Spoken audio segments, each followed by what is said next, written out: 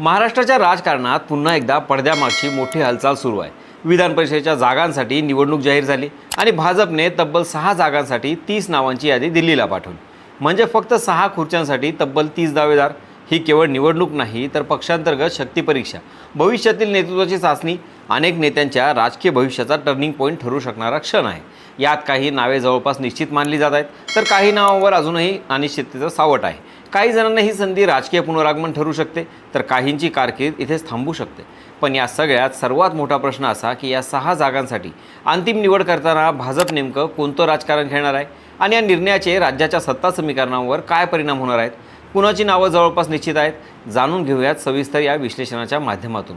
नमस्कार, मी स्वप्नील आणि आपण पाहतात त्याचं काय महाराष्ट्र। आता आपण थेट मुद्द्यावर येऊया। विधान परिषदेच्या निवडणुकीसाठी भाजपकडे सर्वाधिक म्हणजे 6 जागा येणार आहेत आणि म्हणूनच पक्षानं एक मोठा राजकीय प्रयोग केला आहे। 30 इच्छुकांची यादी तयार करून ती दिल्लीकडे पाठवली। ही केवळ नावांची यादी नाही, तर प्रत्येक नावामागं एक वेगळी राजकीय कथा आहे। काही जण पक्षनिष्ठ आहेत, काही नव्यानं आलेले चेहरे आहेत, तर काहींना पक्षाकडून सेकंड चान्स मिळण्याची आशा आहे। या सगळ्यात एक नाव जवळपास निश्चित मानलं जाते, ते म्हणजे प्रज्ञा सातव। काँग्रेसमधून भाजपमध्ये प्रवेश केल्यानंतर त्यांना थेट विधान परिषदेची संधी मिळणं हा एक स्पष्ट राजकीय संदेश आहे। भाजप आता केवळ आपल्या जुन्या कार्यकर्त्यांवर नाही, तर विरोधी पक्षातून येणाऱ्या प्रभावी चेहऱ्यांवरही लक्ष केंद्रित करत आहे। हा एक्सपेन्शन पॉलिटिक्सचा भाग आहे, पण खरी लढत उरलेल्या 5 जागांसाठी आहे आणि इथंच राजकारण रंगतं। केशव उपाध्ये, माधवी नाईक, मनोज कोटक, उपेंद्र कोठेकर, जगदीश मुळीक, संजय केनेकर, अर्चना चाकूरकर अशी अनेक नावं चर्चेत आहेत। प्रत्येक नावामागं वेगळं लॉबिंग, वेगवेगळे गट आणि वेगवेगळे राजकीय समीकरण आहेत। यातच भाजपनं एक महत्त्वाचा निर्णय घेतला आहे। ज्यांना लोकसभेत किंवा विधानसभेत पराभव झाला त्यांना थेट विधान परिषदेवर पाठवायचं नाही, म्हणजे बॅकडोअर एंट्रीला आता ब्रेक लागण्याचा प्रयत्न। हा निर्णय पक्षाची प्रतिमा मजबूत करण्यासाठी घेतला गेला असला तरी यामुळं अनेक दिग्गज नेत्यांची नावं आपोआपच बाहेर पडणार आहेत। आता इथेच एक महत्त्वाचा मुद्दा येतो, तो म्हणजे संजय केनेकर यांचा। संजय केनेकर यांचं नाव या यादीत आहे आणि त्यांच्या बाबतीत परिस्थिती थोडी वेगळी आहे। त्यांना फक्त 18 महिन्यांचा कार्यकाळ मिळाला, म्हणजे पूर्णपणे काम दाखवण्याची संधीच मिळाली नाही।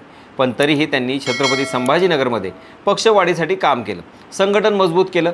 आता संभाजीनगरचं राजकारण पाहिलं तर एक वेगळं चित्र दिसतं। इथे सध्या भाजपचा प्रभाव वाढतोय। आमदार आणि खासदार मोठ्या प्रमाणावर शिंदे गटाचे आहेत। अशावेळी भाजपकडं स्थानिक पातळीवर मोठं नेतृत्व फारसं दिसत नाही। त्यामुळे मंत्री अतुल सावे यांच्यावर सगळा भार येतो आणि राजकारणात एक गोष्ट कायम असते, जिथे नेतृत्व कमी तिथे विरोधकांना संधी जास्त। म्हणूनच भाजपसाठी केनेकर यांना पुन्हा संधी देणं हे फक्त व्यक्तिपुरतं नाही, तर एक रणनीतिक निर्णय ठरू शकतो। संभाजीनगरमध्ये स्वतःचं मजबूत नेतृत्व उभं करण्यासाठी हा निर्णय महत्त्वाचा ठरू शकतो।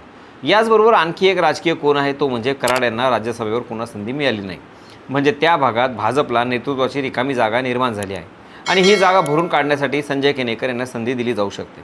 पक्षाचे महामंत्री म्हणून उत्तम काम केलेले आहे। 2021 पोटनिवडणुकीत संजय केनेकर यांना संधी देण्यात आली होती, मात्र त्यावेळी त्यांना आमदार होता आलं नाही। यानंतर आता 4 वर्षांनी त्यांना संधी देण्यात आली, मात्र तो टाईम पिरियड खूप शॉर्ट ठरला आहे। हा शॉर्ट टाईम केनेकर यांच्यासाठी मोठी संधी घेऊन येऊ शकतो। आता थोडं मोठं चित्र पाहूया। महायुतीचं गणित स्पष्ट आहे। भाजप 5 ते 6 जागा, शिंदे गट 2 जागा, अजित पवार गट 1, तर महाविकास आघाडीला फक्त 1 जागा मिळण्याची शक्यता। म्हणजे सत्ता पक्ष मजबूत स्थितीत आहे। पण या निवडणुकीत खरी लढत विरोधकांशी नाही, तर स्वतःच्या पक्षात आहे। कारण 30 नावांमधून फक्त 6 जण निवडले जाणार, म्हणजे 24 जण नाराज होण्याची शक्यता आणि ही नाराजी भविष्यातील निवडणुकांवर परिणाम करू शकते।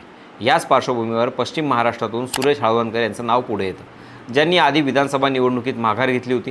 त्यांना दिलेला विधान परिषदेचा शब्द आता पूर्ण होणार का, हा देखील एक मोठा प्रश्न आहे। म्हणजे ही निवडणूक केवळ जागांची नाही, तर दिलेल्या शब्दांची, गटबाजीची आणि भविष्यातील सत्ता संतुलनाची आहे। भाजपची कोर कमिटी आणि दिल्लीतील नेतृत्व या सगळ्या गोष्टींचा बारकाईने विचार करत आहे।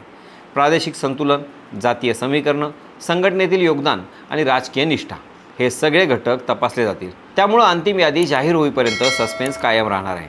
तर एकीकडं निश्चित मानली जाणारी काही नावं, दुसरीकडं प्रचंड स्पर्धा आणि तिसरीकडं पक्षांतर्गत राजकारण। या सगळ्यातून भाजप कोणती अंतिम 6 नावं निवडणार आणि या निर्णयामुळं महाराष्ट्राच्या राजकारणात कोणते नवे समीकरण तयार होणार।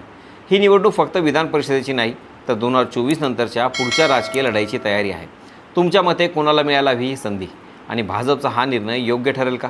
तुमचं मत कमेंटमध्ये नक्की सांगा। बाकी राजकारणाच्या आखाड्यात आपली नजर कायम असणारच आहे, तेव्हा कुठेही जाऊ नका, पाहत राहा, सबस्क्राईब करा। त्याचं काय महाराष्ट्र।